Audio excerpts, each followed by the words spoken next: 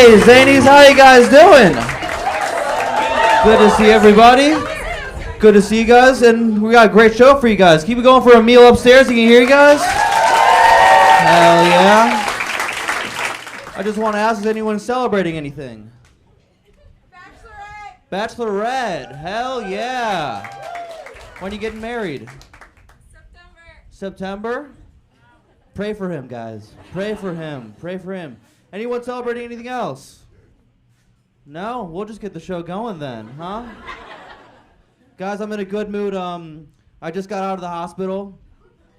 But I feel like a lot of you are like, yeah, we can tell. You know.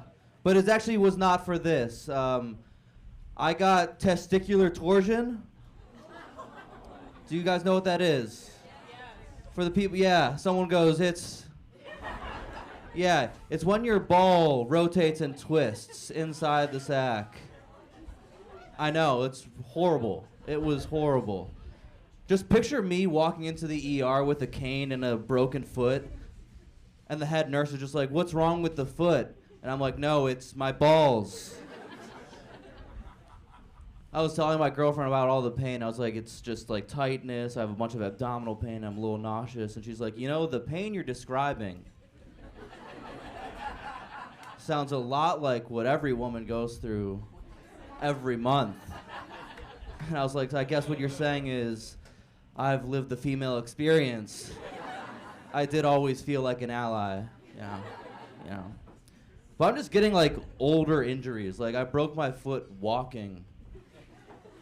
You know, I keep trying to find ways to make the story sound tougher because everyone comes up to me like, I bet there's a great story behind that injury. And I'm like, yeah, you should have seen how uneven that ground was. You should have, you would have been crazy about it. But I also can't handle dairy anymore. Yeah, a couple claps up front, hell yeah. Dairy, like ice cream for me now is an anxious activity. Like I feel the same way about ice cream now that I used to about alcohol. Remember the first time you got sick after drinking? And you're just like, dude, I am never drinking again. That's how I feel about ice cream. I'll eat a milkshake and then like 30 minutes later I'm just like, dude, I am never eating ice cream again. And people always say like, you should just try a non-dairy alternative. And like, I don't love ice cream enough to try a non-dairy alternative. But I do like ice cream enough to every few weeks I'm like, let's roll the dice on diarrhea. You know. And when I broke my foot, they gave me a bunch of painkillers. And the doctor was like, just be careful because these will make you very constipated. So I suggest getting some stool softeners. And I was like, Doc, I got a lot of ice cream at home. How are we talking about? 1 pint, 2 pints, 3 pints? You know. But I moved to Texas about a year ago. One person. Yeah, that's the typical response in Chicago. It's actually the same response I get in Texas when I tell people I'm from Chicago. Yeah. But I live in Austin, and Austin's a funny place because in Austin, the weed is decriminalized. And that's funny because nowhere else in Texas is the weed decriminalized. It's actually like the complete opposite. Like if you go 1 or 2 counties outside of Austin, it's like the most illegal thing you can have. It kind of lulls you into a false sense of security because it kind of sounds like Austin is a trap set by the rest of Texas. You know, they're just like, enjoy your weed. We will catch you on the way out. You know, but it makes sense why there are so many people in Texas because, like, you move to Austin because they got relaxed ideas and stuff. But then you stay in Texas because you're in state prison, you know? But I feel like at some point the weed laws in Texas are going to have to catch up because the weed now is too strong for the laws to still be that scary. You know? I'm anxious enough. Remember how freaked out a friend of yours would get smoking weed as a teenager? He's like, dude, do you hear that? I think it's the cops. In Texas, it actually might be. You know, if you're in Texas and one of your friends tells you to not worry about the cops, you need to get a new friend because he's probably undercover. That's probably what he is, you know. But Texas is a funny place. I was in a men's room in Texas.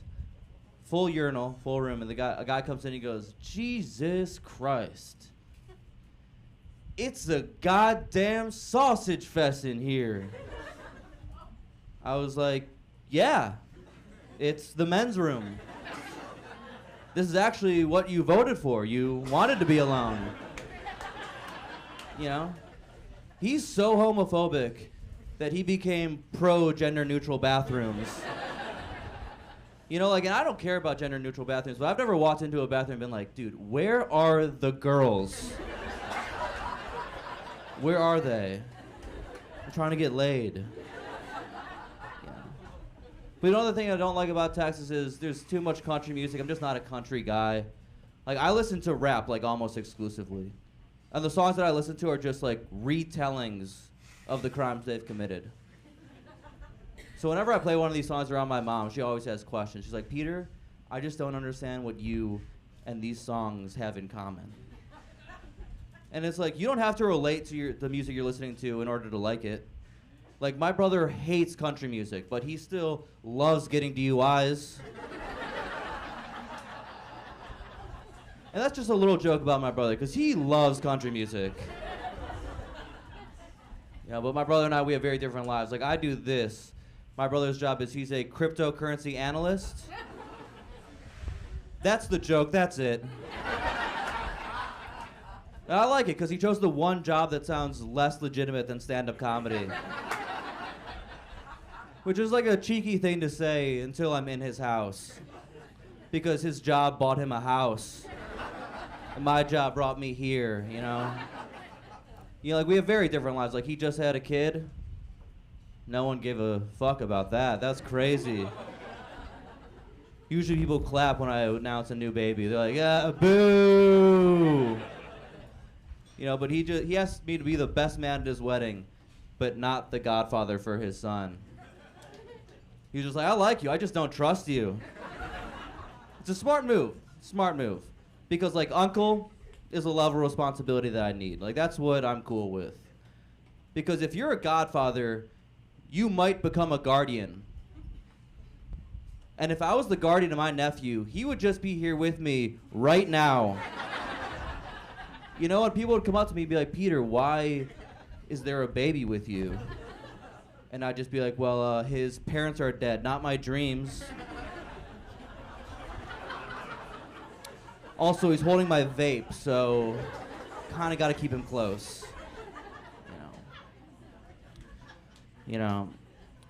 Are you guys seeing Timothée Chalamet on your social media algorithms as much as I am? Yes, that's so good to hear, because usually when people say no, it really puts the onus on me. Because, like, the worst part about it is I love it. I've grown to really like the guy. He's just doing all of these things that I like doing. Like, he's courtside at a Knicks game, and I'm just like, I didn't know you liked basketball. I feel like a girl's got a crush on him because I'm just constantly thinking to myself, I know if he walked into this room, he'd like me too. But it's funny, now that he's dating a Kardashian, it's flipped. I think guys like him more than girls. Like, my girlfriend was talking about him and his relationship with Kylie Jenner, and she's just like, I just don't get their relationship. I think he should be with someone more whimsical. I was like, you know he's not actually Willy Wonka, right? My girlfriend just started taking this tanning supplement. Have anyone taking these? It's a tanning supplement that's supposed to naturally increase your melanin. Which is funny, because it's like blackface, but from the inside. You know? You know? Like, it's fine. Like, she does get more tan more naturally. The only side effect is she speaks patois in her sleep. She just keeps telling me everything's Irie. I don't know what that means. I'm gonna get out here on a quick thing. Do you guys wash your asses? Yeah? Good. Because a friend of mine the other day told me that he doesn't. He told me he's never washed his ass. And I asked him why not. He said, dude, I don't wash my ass washing your ass is gay. Which is great because the idea that it's gay is such a gayer thought. You know, because his train of thinking is, I can't put my hand back there. I don't know what might happen. I've never been washing my ass and halfway through been like, holy shit, my whole fist, it's like right up there. So then I asked him, well, what do you do instead? He said, well, what I do instead is I bend over, spread my cheeks, and look towards the shower head. And I was like, that's so much gayer. It's like he doesn't know what gay is. It's like if I told him I eat bananas. And he's like, you eat bananas? Don't you know eating bananas is gay? And I'm like, oh, okay. What do you do? Oh, I swallow them whole. All right, guys, we got a fantastic show for you. And when I bring up these next comics, I want you to go absolutely wild. So just, when I say this next comic, go absolutely crazy. Are we in agreement? Fantastic, guys. We got a hilarious comic coming up. Chicago's very own. Keep it going for the very funny AJ Like Dig, everyone.